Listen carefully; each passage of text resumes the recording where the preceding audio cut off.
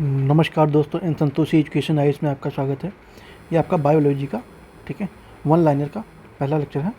ठीक है, इसमें हम जितने भी फैक्ट आते हैं किसी भी एग्जाम के लिए इंपॉर्टेंट होने वाला है। ठीक है, चैनल पर नए हैं सब्सक्राइब कर लीजिएगा और PDF के लिए टेलीग्राम से जुड़ सकते हैं और कमेंट में अपनी राय देना बिल्कुल ना भूलें और वीडियो को लाइक तो जरूर करिए। ठीक है, शुरू करते हैं। भारत में हरित क्रांति की शुरुआत कब होती है? ठीक है, तो ये 1960 के दशक में होती है। कब? वो भी 1967 से 1968 में। ठीक है, यूरिया में नाइट्रोजन की मात्रा कितनी होती है? ठीक है, 46% होती है या फिर 4.68 या फिर 47%। ठीक है, मतलब 46 से लेकर 47% तक होता है यूरिया का मात्रा। यूरिया में नाइट्रोजन किस रूप से रहता है? ठीक है, यूरिया में नाइट्रोजन को एमाइन के रूप में रहता है। किस रूप में? एमाइन के रूप में रहता है। दलहनी फसलों में उपस्थित लेग हीमोग्लोबिन का कार्य क्या है? ठीक है, जो दलहन होता है उसमें उपस्थित जो लेग हीमोग्लोबिन का कार्य क्या होता है जनरली? तो ऑक्सीजन का अवशोषण होता है। ठीक है, उसका मुख्य कार्य क्या है? ऑक्सीजन का अवशोषण। लेग हीमोग्लोबिन में कौन सा तत्व पाया जाता है? तो इसमें लोहा की मात्रा पाई जाती है। ठीक है, लोहा पाया जाता है। मिर्च में चरपराहट का कारण क्या होता है? ठीक है, चरपराहट का कारण क्या होता है? तो ये कैप्सेथीन जो होता है उसकी वजह से होता है। जेली का रंग लाल किसके कारण होता है? ठीक है, जो जेली होती है उसका रंग किसके कारण? ये अम्ल के कारण होता है। किसके कारण? अम्ल के कारण होता है।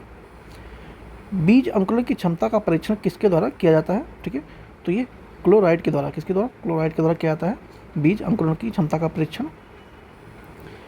बीज अंकुरण के दौरान क्या घटित होता है? ठीक है, तो ये ऊष्मा का विमोचन होता है। क्या होता है? ऊष्मा का विमोचन होता है। बीज जब अंकुरण होता है उसके दौरान ऊष्मा का विमोचन होता है। किण्वन विधि द्वारा गन्ने के रस में खमीर मिलाकर क्या बनाया जाता है? ठीक है, तो ये सिरका बनाया जाता है। क्या बनाया है? सिरका। किसने बताया था कि पेड़ पौधों में जीवन है? ठीक है, तो ये जगदीश चंद्र बोस ने बताया था। किसने? जगदीश चंद्र बोस ने बताया था कि पेड़ पौधों में जीवन है। पादप लय एक सुविधा है। ठीक है, क्या है? नियंत्रण परिस्थिति में पौधों को उगाने के लिए होता है ये। ठीक है, शीतल पेयों में जैसे कोका कोला में पर्याप्त मात्रा होती है किसकी? कैफीन की होती है।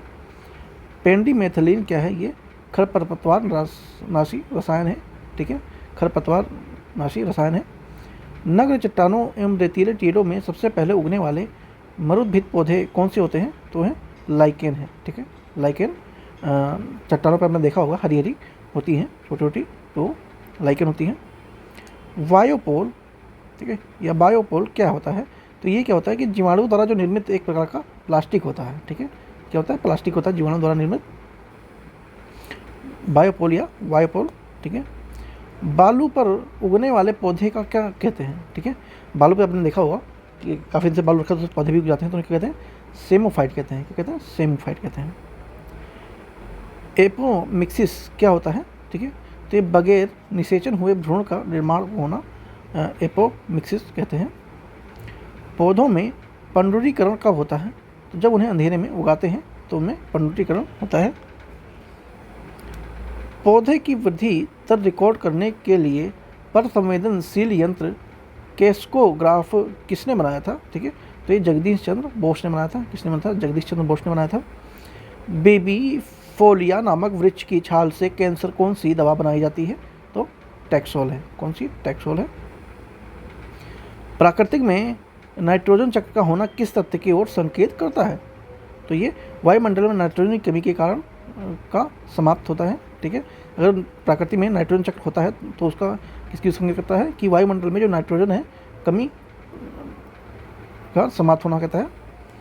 सरसों में वर्नाकुलर नामक किस शब्द से लिया गया है जो छंदे उपनिषद 1000 BC में दर्शाया गया था? ठीक है, सरसों वर्नाकुलर नाम किस संस्कृत शब्द से लिया गया है? ये पूछा गया है। तो ये सरसाप शब्द अर्थात सरसों का तेल होता है। ठीक है, तो ये उपनिषद में सरसाप बोला गया है सरसों को। ठीक है, ऑक्जेनोमीटर से क्या मापा जाता है? पौधों की रेखीय वृद्धि मापी जाती है। क्या नाम है? पौधों की रेखीय वृद्धि मापी जाती है। लौंग के तेल का प्रमुख घटक जो दांत के दर्द को दूर करने में प्रयुक्त होता है वह कौन सा है? वह है यूरेनॉल। ठीक है, यूरेनॉल से दांत के दर्द चले जाते हैं। तो किन बताया? लौंग के तेल में पाया जाता है ये। पौधे में शर्करा एवं पोषक तत्वों का स्थानांतरण के लिए किस पोषक तत्व की उपस्थिति अनिवार्य है, ठीक है। तो पोटाश की उपस्थिति अनिवार्य है, ठीक है, पोटाश की। इसे के से संदर्भित करते हैं। लोहा पौधों में क्या भूमिका निभाता है, ठीक है। जो लोहा होता है पौधों में, उसकी भूमिका क्या होती है? इसकी भूमिका ये होती है कि जो ऑक्सीजन का स्थानांतरण है और क्लोरोफिल तथा प्रोटीन के निर्माण में सहायक होता है, ठीक है। तो लोहे के पौधों की भूमिका क्या होती है? ऑक्सीजन का संचालन और क्लोरोफिल तथा प्रोटीन का निर्माण में सहायक होता है लोहा। पौधों में प्रोटीन के निर्माण के लिए आवश्यक तत्व कौन से हैं? तो नाइट्रोजन है, ठीक है। कौन से हैं? नाइट्रोजन है। बंद गोभी के नील लोहित पत्तों का रंग शीतल जल में नहीं छूटता है, ठीक है, किंतु उबलते हुए जल में छूट जाता है। ऐसा क्यों होता है? ठीक है, जो बंद गोभी होती है, बंद गोभी होती है, आपने देखा होगा हरी हरी होती है, तो उसे जो हरा उसका रंग है वो शीतल जल में नहीं छूटता है, लेकिन जब उबालते हैं तो उसका रंग छूट जाता है। तो ऐसा किस वजह से होता है? तो ऐसा वर्ण शीतल जल में घुलनशील नहीं होता है, ठीक है, इसलिए ऐसा होता है। पौधों की किस क्रिया में मलिब्लेडेनम महत्वपूर्ण योगदान करता है? तो ये नाइट्रोजन स्थिरीकरण या उपापचय कहते हैं, उसमें सहायक करता है। विषाणु को जीवित तरल संक्रामक नाम किस नाम से दिया गया है? तो लुई पास्चर एवं बीजरेग ने दिया था।